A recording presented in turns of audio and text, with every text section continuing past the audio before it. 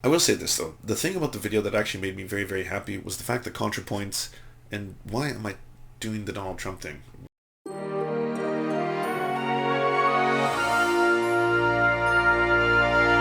So it finally happened. Contrapoints did the controversial thing and release a brand new video on cancel culture, which of course is related to Contrapoints herself. There's been non-binary people for longer than there's been medical transsexuals, in fact, so we'll call this a bad tweet. I apologize for tweeting it, and I apologize to any non-binary people who felt trivialized by it. In fact, a lot of it is it's a pretty meta experience. She talks a lot about cancel culture, the events surrounding her, and issues related to that event. And of course, this seems like a very, very short amount of time to be coming out with both an analysis and a review.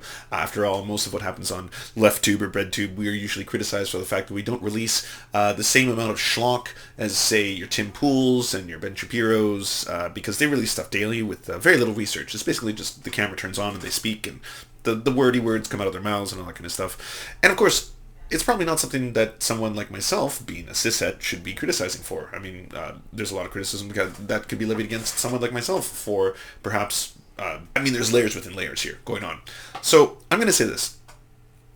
I'm not here to directly criticize ContraPoints. I'm not here to offer the take that I know everyone wants to hear. Cissets need to speak. We haven't really been heard, you see. And us cissets, we like certain things. We like cold beer. We like big titties. We think 9/11 was bad. And on top of all that, well, the thing about the video that actually made me very, very happy was the fact that ContraPoints, and why am I doing the Donald Trump thing with the hands? It's because it's a little bit awkward to do what we're doing right now. Actually, I'm just gonna completely break character and say that, filming things in front of a camera, sometimes if you have a live audience there's a little less, but I'm basically in an office right now of my own design. More of a prison of my own design, but yeah, I'm just speaking to a camera. So yes, the hand waving will now become a part of the experience. Here we go, we're gonna keep using this. The first thing that really struck me and stood out for me, and I think the only thing that I want to feel like I have any authority to talk about, because it actually pertains to my overall arching point when it comes to either ContraPoints or the ContraPoints, dramasphere, if you want to call it that, is the fact that she shouted out two smaller creators, specifically Corvidae and Luxander, two amazing leftubers, by the way, who links are in the description right now if you want to go check them out. And I am one of the people who do not fit into one of these boxes. I don't neatly fit into the transsexual box because I identify as a non-binary guy. I don't feel at ease being closely associated with men, and although I'm okay with male pronouns, I don't really aspire to be a man. However, I do inject testosterone into my leg every 2 weeks, and I do want surgery. People at work refer to me as a guy. I live in a binary society.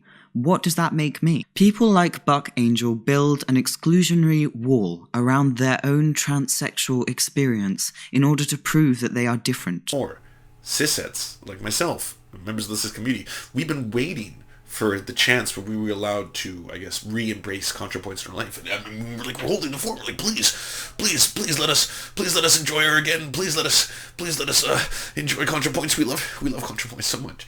And what we should be doing, ultimately, is listening to the voices of people who are actually within these communities, people who are part of these marginalized communities, people who are part of the non-binary community, for example. We should be listening to their voices, and we should be learning from them. And that's been one of the biggest things. So for ContraPoints to give a shout-out to both of those creators, I think that is something that is going to be very, very good for this discussion. And if there's one thing you take away from it, if you do want to hear the one cishet perspective, it would be that. Go listen to other perspectives. That would be the best way, in my opinion, any of us could actually be allies in this situation, is to go listen to other creators and help them and support them and uplift them. Because that's what we should be all doing anyway. That's not the whole point of... What is the point of any of this? What am I doing? Where the hell am I? Did you enjoy what you just watched and now crave more nectar of the damned? Did you know that if you're watching on YouTube, you're only getting half the surfy experience? We upload all of our content commercial and censorship-free to our Patreon. Due to the general demonetization of our videos, we now upload half of our original content directly to those who can help us produce this show. Want even more nectar than that? Well, come join us at twitch.tv/TheSerfsTV, where we do weekly live streams, debates, interviews, AMAs, and more. If you're an Amazon Prime member, you can help support our show 100% free by subscribing to our Twitch channel. So come join us, be merry, and know that your support is helping us do great things. Like pay rent and eat. We would first and foremost like to thank our god, Nicholas Marx. We worship at your temple. We would like to thank our monarch, Elsie Hupp. Your generosity has made this entire thing possible. We would like to thank our lords, Ricky Pilgrim, I'm Raft, and Michaela Schmidt. You are the pillars of our organization.